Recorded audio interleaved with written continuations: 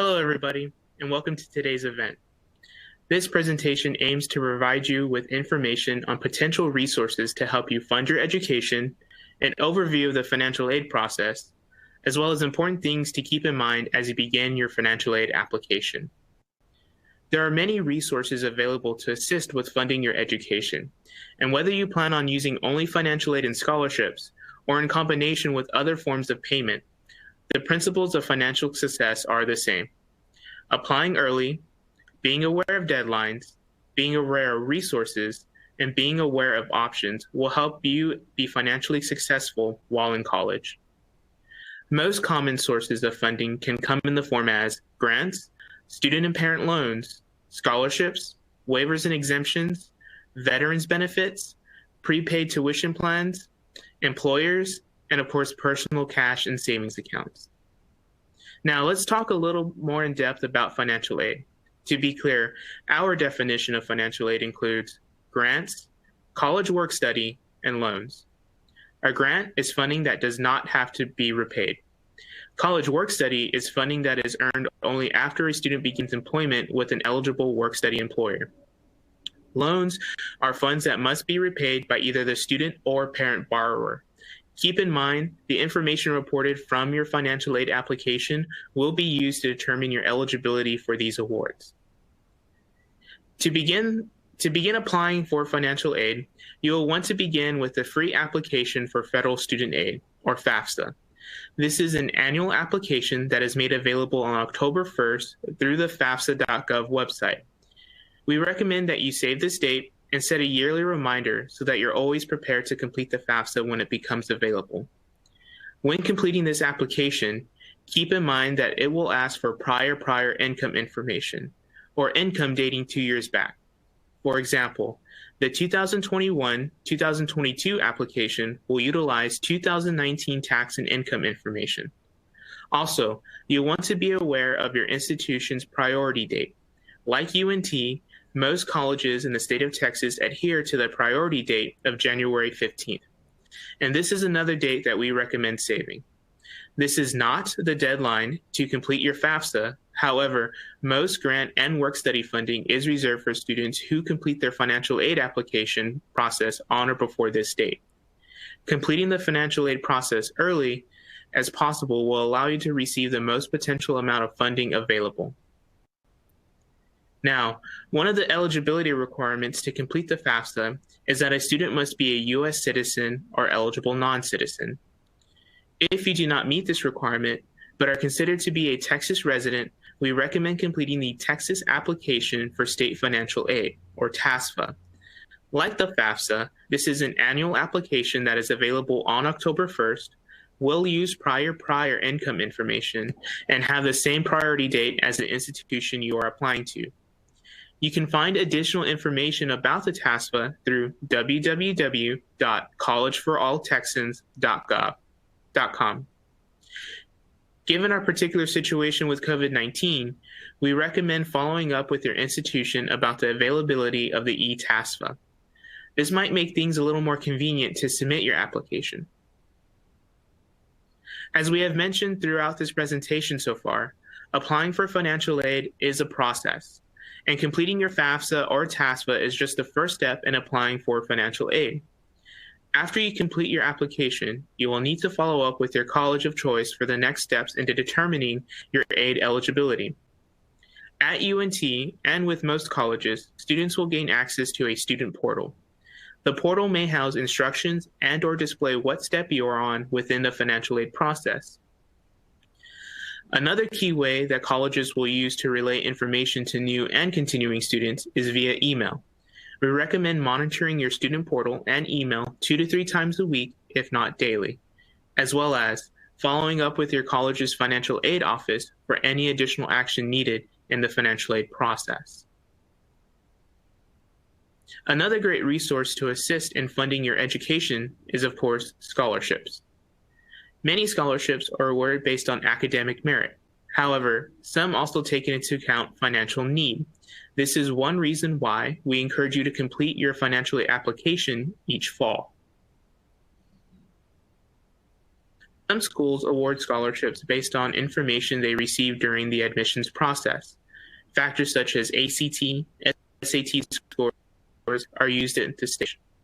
Scholarship offices may offer other ways of applying for scholarships. For example, UNT offers a general scholarship application each fall, which will automatically apply you for scholarships and tailor a list of other potential scholarships to apply for. As you progress through your college career, you'll also want to make sure to explore scholarship opportunities through your department of study, as most departments will have their own scholarship opportunities available separate from the Financial Aid and Scholarships Office. And don't forget to keep looking for external scholarship opportunities from major companies, employers, religious affiliates, and so on.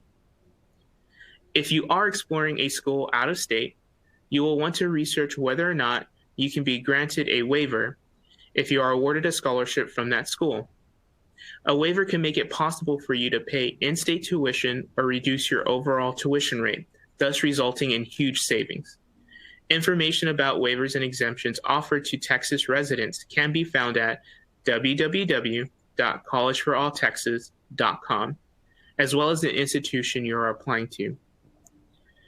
Students who plan on utilizing military benefits, such as GI Bill or Hazelwood, should reach out to the institution they are applying to. Every institution will have their own way of processing this information or a dedicated department for further assistance. Many colleges offer guaranteed tuition programs for academically gifted students with high financial need. Applying early for admissions and financial aid are vital when it comes to benefiting from these programs. These programs are typically meant to offset the cost of mandatory tuition and can be up to 4 years in length, again, leading to thousands of dollars of savings to students. This list is just a sample of tuition programs available. If you would like to learn more about UNT's guaranteed tuition program, please head on over to emeraldeagles.unt.edu or follow up with the institution you're applying to. All right, now that we have gone through the financial aid process, explored additional sources of funding, and obtained some scholarships along the way, let's talk briefly about how much it might cost to attend college. Here we have the average cost of attendance for a Texas resident who plans on living on campus while attending a public university full-time. Oftentimes, families view tuition and fees as their main college expense. However, financial aid offices are required to take into consideration other direct and indirect costs, such as books and supplies, transportation, and personal expenses that a student will have throughout the academic year. Establishing a student's cost of attendance is one of the key components a financial aid office will use in determining a student's eligibility for financial aid. This will also serve as the maximum amount of financial aid a student can receive during the academic year.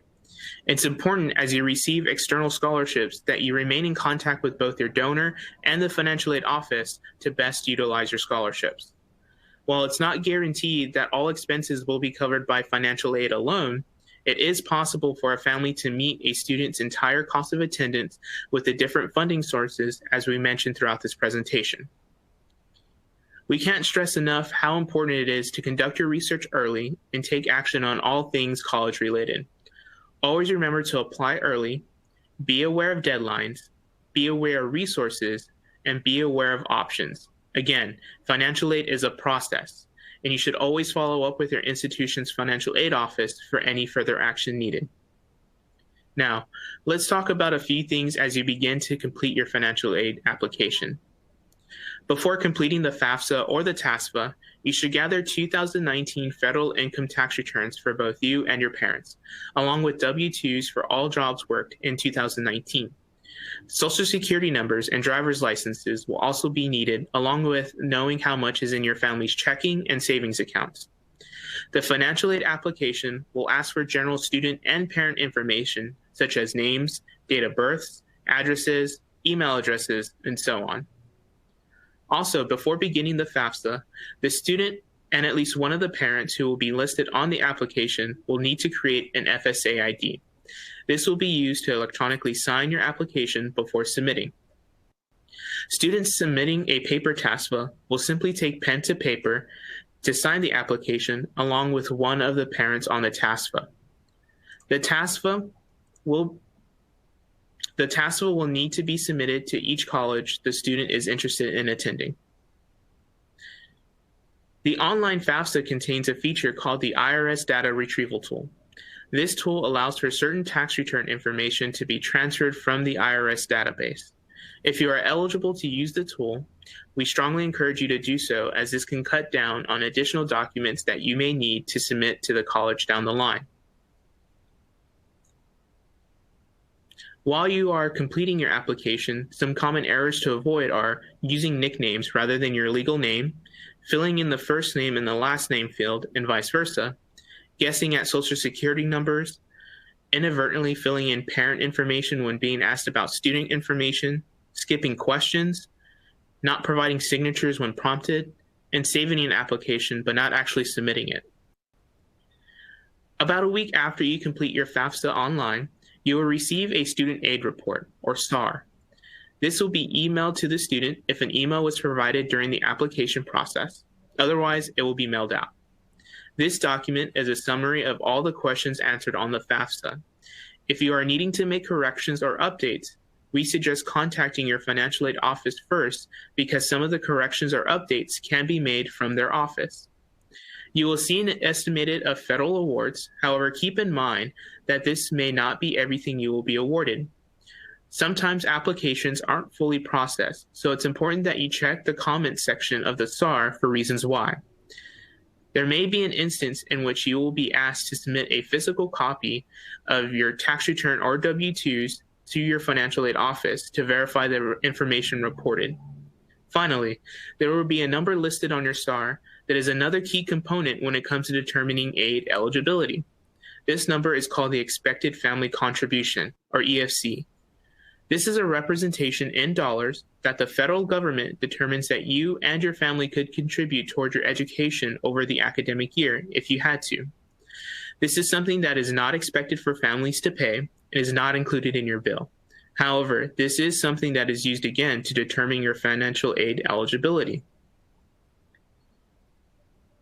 If, after you receive your award letter, your family has experienced a change in circumstances, such as loss of income or benefits, you'll want to reach out to our financial aid office as soon as possible. They may be able to review your family's current situation and recalculate your financial aid eligibility. You'll always want to make sure to apply for financial aid early and annually.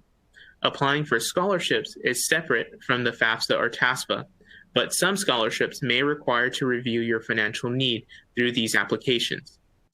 Moving forward, it's a good idea to keep a copy of your tax returns and W-2s, as you will be needing this information for subsequent years. Always follow up with your student portal, emails, and financial aid office for any further action needed. Also, the FAFSA is the free application for federal student aid. You should never have to pay anyone to complete your application. If you need any further assistance, please don't hesitate to reach out. We're here to help. Thank you.